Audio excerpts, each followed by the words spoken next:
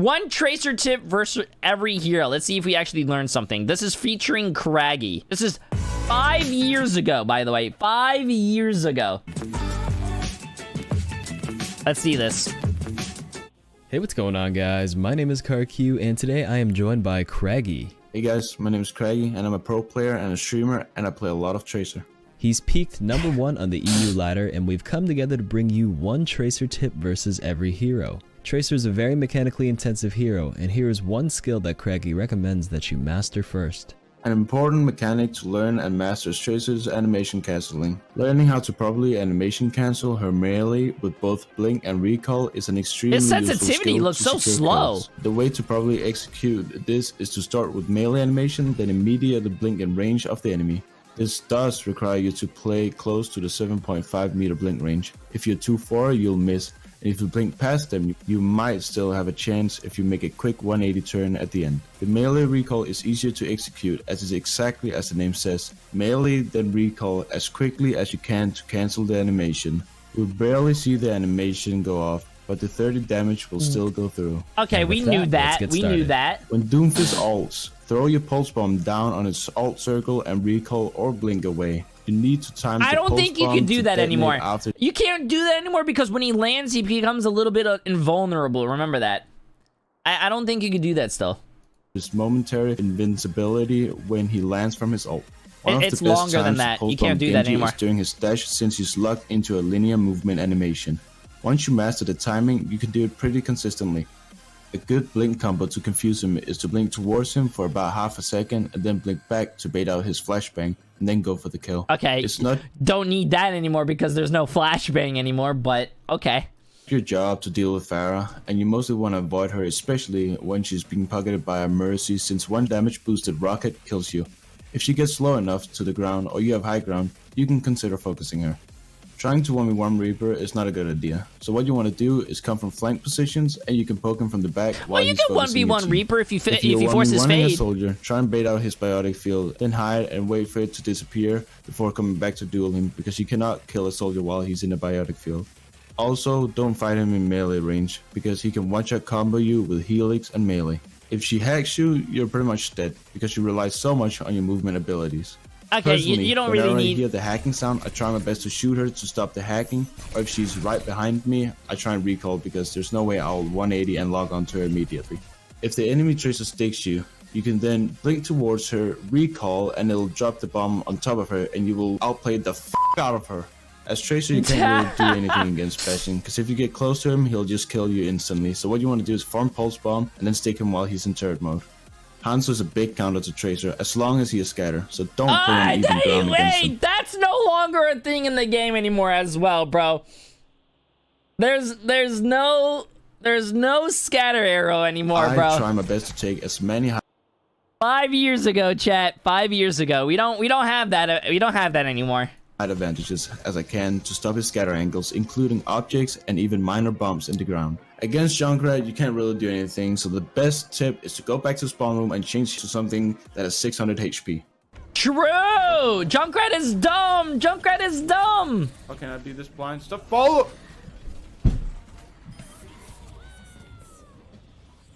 KarQ looks so young here, dude. Oh my god.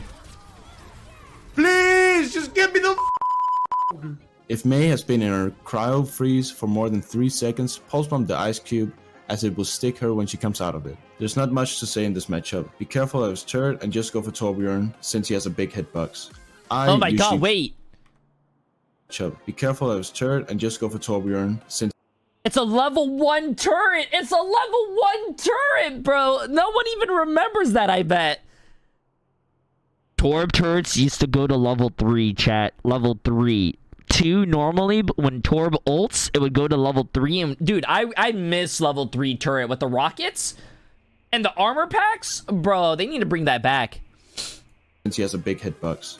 I usually play really aggressive in the start of the round, as he's really easy to kill before he gets his armor built up.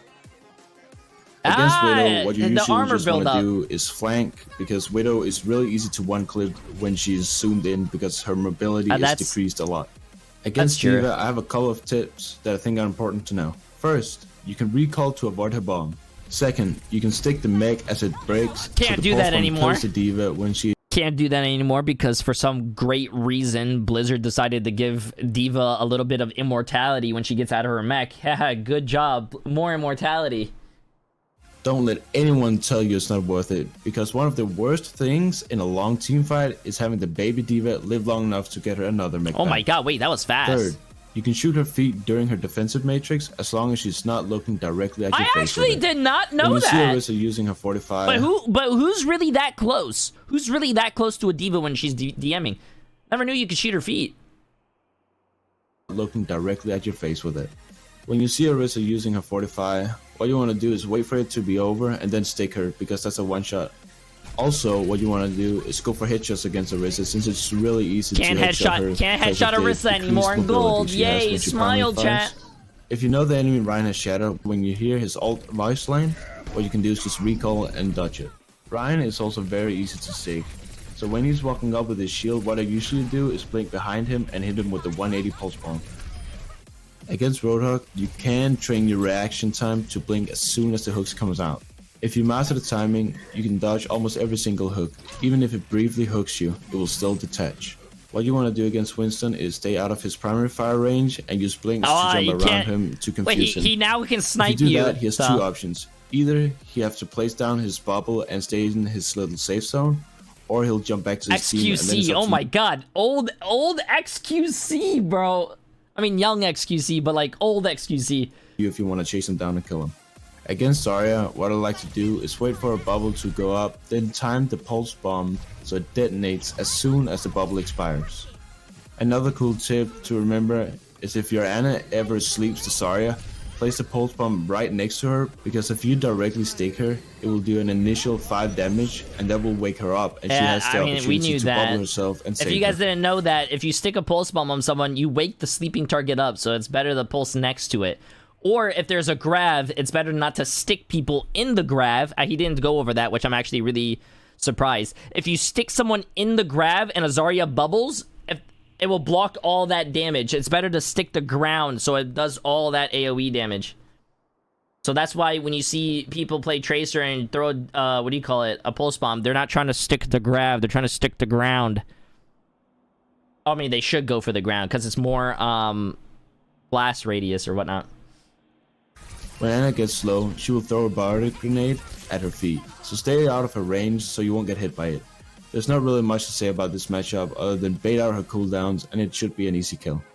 Against Lucio, he's not hard to kill, but it just takes a long time since he has fast movement and healing aura to keep him alive. There's no cool or unique tip in this matchup other than understanding that he's not your first priority as Tracer. Since Mercy is so hard to kill while she's using Val, I usually camp a dead body and wait for her to fly in. That was a nice stick. If you play against a Symmetra, remember— oh my god! And wait for her to fly in to pulse bomb her. If you play Symmetra with the shield! Do you guys remember that? Holy shit! And the what do you— oh my god, Liamo, appreciate past at 38 months. Dude, old Symmetra, man.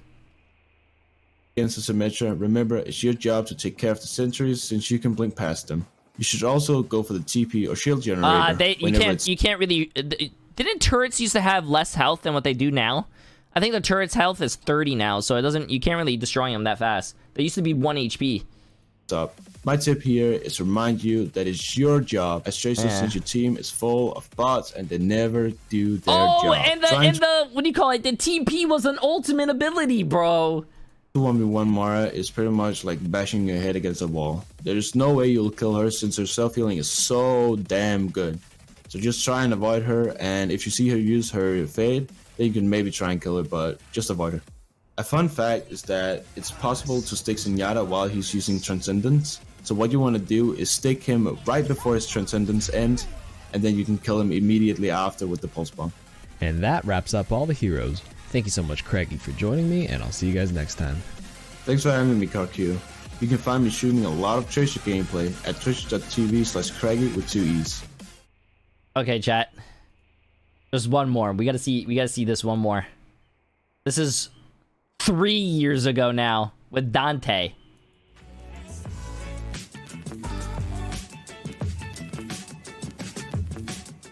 what's going on, guys? My name is KarQ, and I know the Tracer 1 tip video has been heavily requested, so today I have one of the best players in the world joining us, Dante. Hey, I'm Dante. I play DPS for the Houston Outlaws, and Tracer is my most played Damn, hero. bro. So let's start things off with a general tip. Wait a minute. Outlaws and Bro, Tracer I wish there was more, like, I hope there's more Overwatch, like, events in the future, bro. Overwatch events are so fucking cool, man. played hero. I can't believe I only went to one. Tracer's a very squishy hero, so you need to know how to manage aggression without dying. One way to take less damage is to use map geometry to your advantage on your way towards the target. There was also a patch earlier this year that allows Tracer to blink upwards on ledges, which is super powerful on maps like Ilios. With that out of the way, let's get started. Against D.Va, That's actually really true. Fire, No, so yeah. she doesn't have a chance to matrix your whole clip. It helps a lot with damaging her. As soon as you demech D.Va, throw a pulse bomb at the mech and it will kill baby D.Va as she exits. Yeah, I can't do that anymore. When D.Va Feels bad, throws up man. a bomb, some Tracer guides tell you to recall just as the bomb is about to explode, but I find recalling slightly earlier gives you more time to one-clip her as she's remeching while still dodging the bomb. Against Orisa, there's nothing really scary. Remeching while still dodging the bomb. 3 years ago, would he die because of that? Slightly earlier gives you more time to one-clip her as she's Right there, the thing was coming down. Would he have died? Probably not, right? remeching while still dodging the bomb. Against Orisa, there's nothing really scary that you have to look out for. Just farm her by getting around her shield and shooting down her giant hitbox.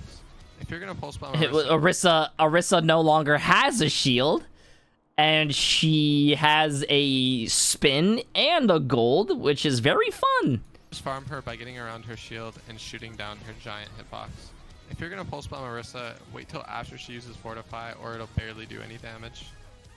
The biggest tip against Ryan is spacing. Don't ever get into his swing range. Additionally, Ryan is a very good target for pulse bombs because even if you miss and hit the inside of his shield, you still have a high chance of doing splash damage if he forgets to drop and reshield. I really encourage you to learn 180 pulse bombs on Ryan since it's very forgiving if you miss. Against Roadhog, always be ready to blink and dodge hook at any time. This is the easiest way for Roadhog to kill a Tracer. Another important tip is to manage your spacing really well as he can easily one-hit you. There are two ranges you should be playing. The first is before his... The one thing I wish they did while going over this is they took off the unlimited blinks.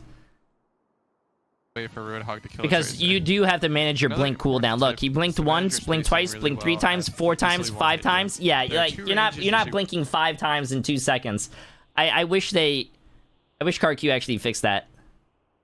Kind of unrealistic, but I mean, the thing that he is saying is pretty true. The first is before his secondary fireball explodes. Okay, you don't have to worry about that anymore. Actually, no, you don't have to worry about that anymore. It's not close enough to one-shot you. The second range you should be playing is beyond the secondary fire one-shot distance, so right around here. Against Sigma, you should try to open up with Pulse Bomb before you start shooting so that he doesn't have time to predict and eat it. You ideally want to combo your pulse with the blink so that it's harder for him to matrix it. One thing I do a lot actually is I use my mobility and stand near doors if he's trying to retreat while using kinetic grasp and melee him to death. The Tracer range buff from around a year ago made it very easy to poke out tanks like Winston. He can stand out of his weapon range and still not anymore since Winston can like snipe now. Tanks, but it can really help your backline if they're having a hard time. In general, the best way to win against Ball is to mark him on maps that don't have convenient. Oh my god, Temple of Anubis. You don't have to play Temple of Anubis anymore. You can get him low before he even enters the fight, making him an easy kill and relieving a lot of pressure for the rest of your team. If you see a Ball going for a pile drive, you can just throw a pulse bomb on where he's going to land for a potential stick and some guaranteed damage. Against Zarya, you want to try to pulse bomb about 1.5 seconds after she bubbles. It's definitely more important to be later rather than earlier. I don't think you can do that anymore, right? Because she can just double bubble it now. One little pulse bomb tip is to try. I think the bubbles last a little longer, if I'm not mistaken. If your timing isn't perfect. Against Hiscan and ranged DPS like Ashe, playing flanky is a very good style.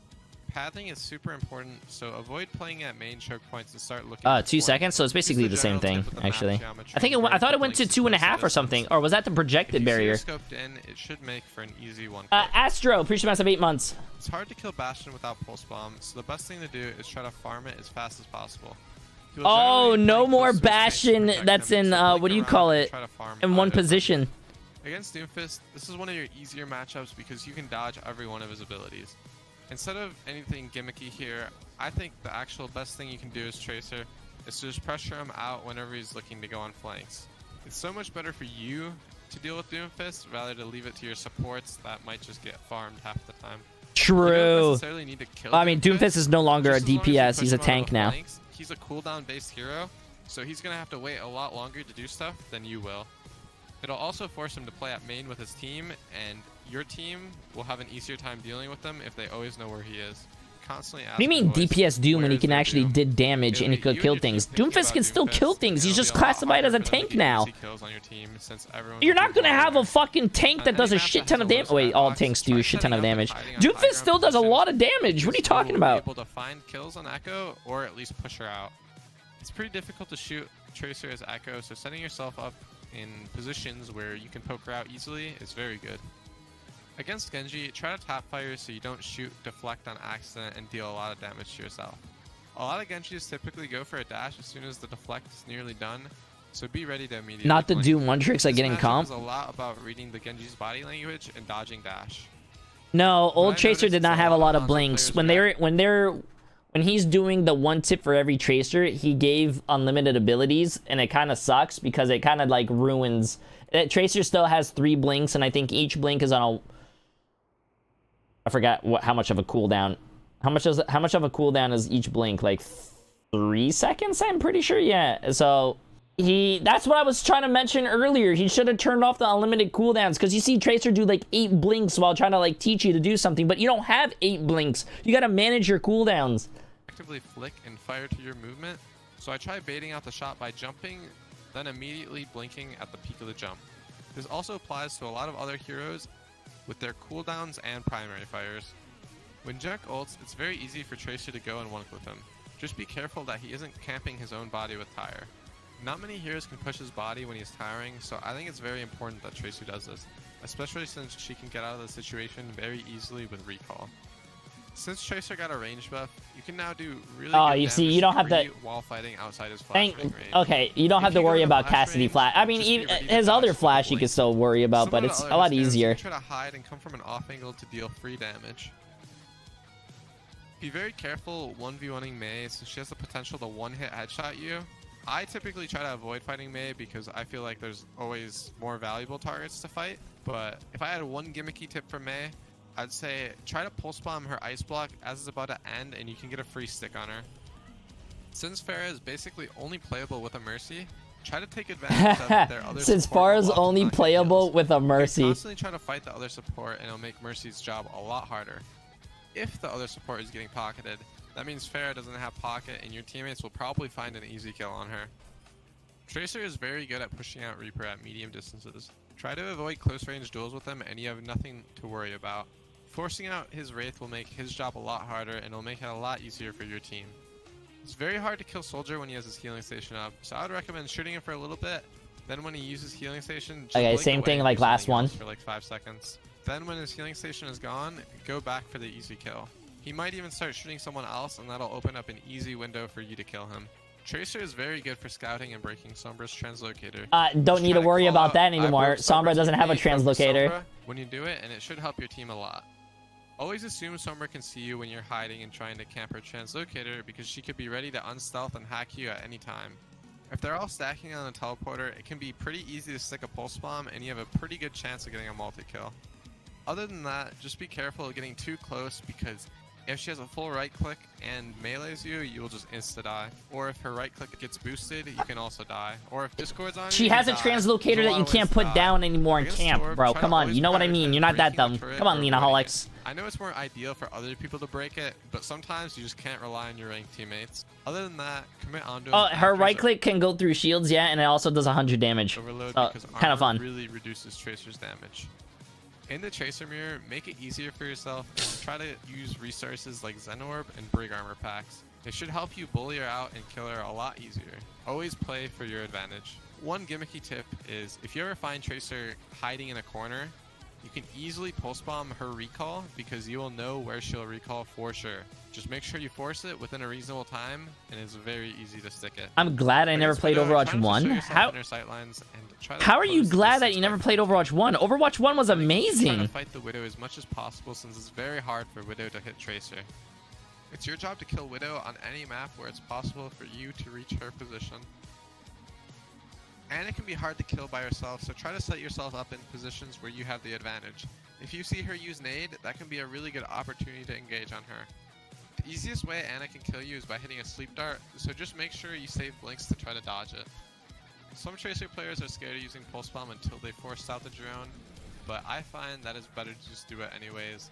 A lot of times, drone, by the way, chat. I love immortality. At 40 HP for easy cleanup.